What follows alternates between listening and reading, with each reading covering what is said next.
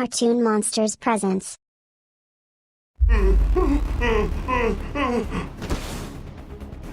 Yuck! What is this place? Wait, what the heck is that? Red? Save yourself, Blue. She's coming.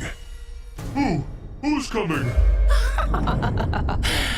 Is that a new playmate I hear? Ooh, how fun. I gotta get out of here!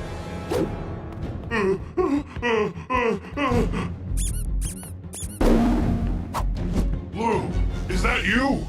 Where are you off to in such a hurry? Green, there's no time! Follow me before...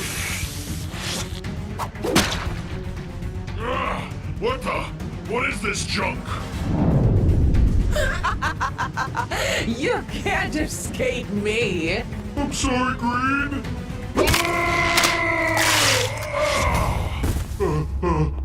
Gotta keep moving, no matter what! Supper time! Go! Blue, watch where you're going! No time to explain. Come with me if you want to live. What the heck are you? Ah! I can't move! Blue!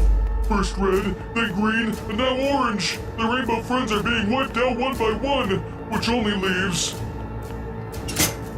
Purple's gotta still be alive. He's always got an escape plan in mind. Blue! Wait, Help me! Help me! Help! Ah! Purple! Wait, what? Who could have done this? Who else? Hello, Blue. Pink? Sis, you're the one responsible for all this? As if. I'm not some nobody. I'm your worst nightmare. Ugh, gross. I am not gross. Just hold still. If you're not her, then just who the heck are you? Fine. Since I'm about to eat you, I might as well tell you my story. But I warn you, it's not a happy one. This all started a long time ago. I was just your typical teenage girl in high school. My real name is Penny Pilkington. I was born with the gift of gab, meaning I like to talk a lot.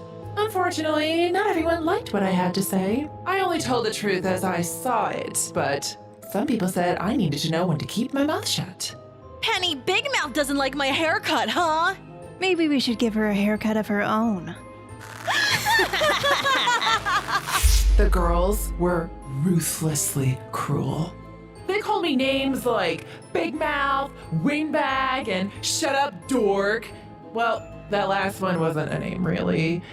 Just a lot of people said it to me when I tried giving them some helpful advice. But today, I had enough, and I defended myself the only way I could. Oh, what the? Ugh, you disgusting freak! You're so gross! I had confronted my bully head on and got them to flee. However, I saw everyone else looking at me like I was the one in the wrong. I was Penny, the nasty big mouth loser. Nobody wanted to hang out with me. I was a total social outcast. I tried talking to my parents about the situation, but they were always too busy with their jobs. They thought throwing money at the problem would fix it, so I was given gifts, distractions. But all I really wanted was friends. And more than that, to be listened to. My own parents couldn't even give me that. My father even said to me once, "Penny, I love you, but you just talk too much." Granted, this was after I pointed out how his beard was turning gray, but it was.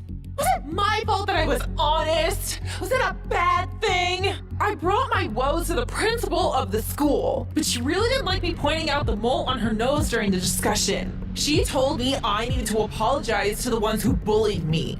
I did as I was asked. It was demeaning, and it wasn't right. I vowed then and there to never be silenced again. But if people in real life didn't want to hear what I had to say, then I would turn to someplace else. The internet. Around this time, I used my parents' wealth to buy some recording equipment, and I opened up an online video blog called Penny for Your Thoughts. It turns out on the internet, if you talk and are reasonably attractive, a lot of people are willing to listen. All I had to do was comment on the world, celebrities, media, just anything that came to mind. I even got a blue check mark next to my name. If that isn't validation, I don't know what is. Soon enough, I got quite a following. Even some of the people who made fun of me in school started to reach out years later and apologize. Of course, in keeping with my brand, I called them out for their past bullying publicly and ruined their reputation. It was amazing.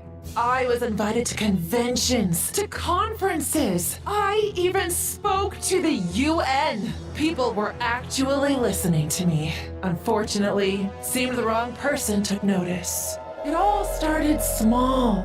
People would stop following me here and there. A call-out video would spring up. Regardless, it seems like overnight, my brand was tarnished.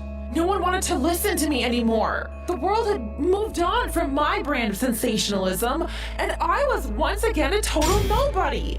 A has-been. That's when he reached out to me. A man claimed to be representing a prestigious group of influencer investors, and they wanted to put me on top again. He told me to meet him here at the Rainbow Friends Play Place. For some reason, the alarm bells never went off in my head. I just wanted my fame back, no matter the cost. When I arrived, I was immediately put off by the situation. Why was I asked to meet him here? It looked like some kid's amusement park, if you could even call it that. I told the man as much when I arrived, and he gritted his teeth and smiled. I didn't think he liked me insulting his rainbow friends. Nevertheless, he gave me the tour and said I would be working out of his streamer lab, which sounded cool enough, so I followed him. When we reached the lab, the man said that there had, quote, been a change of plans. My fight or flight response kicked in, and I spit in his face. He didn't take kindly to that. I started shouting at him, "Do you have any idea who I am?" Who you are is gone. You're about to become something else entirely. What happened next is almost too painful to recall. My mouth, which wasn't actually that big before, despite the nickname, began to stretch and expand. My skin was turning pink, and my eyes were stretching out of their sockets. I was a freak, a monster. Apparently, the man had already transformed others into monsters like me, but they were far more subservient. Well, I wasn't about to be controlled. I lunged at him. I even managed to get a good fight in, but he was planning for this. He scurried away and filled the room with knockout gas. Before I knew it, I passed out, and then awoke in a chamber deep beneath the facility. The man came to visit me and told me I was too unruly and annoying, that I talked too much. He said that he couldn't let a good color like pink go to waste, so he just tried again with someone else. After he left, I slumped down in my cell, tears in my eyes. Was this to be my fate? Locked away for all eternity? No! I may be a monster, but I was also a somebody. I knew that someday I would bust out of there. I just had to bide my time. And, as luck would have it, I got my chance when that other creature I heard managed to break free. During its rampage, my own cage's electronic locks were damaged and I escaped. And the rest is history. And now I'm hunting down the man and the rest of you awful goons that serve him so willingly. Pink, I'm sorry for what happened to you, but you have to understand, none of us want to be here. Your story's not too far off from my own. Wait, you used to be human too? Yeah, we all did. Then, where's the man who turned us into monsters? Let's find him and make him pay! Pink, you already did. What? There, that settles that. Now let me help you down, friend. Red, Yes? What is it, Blue? it's nothing.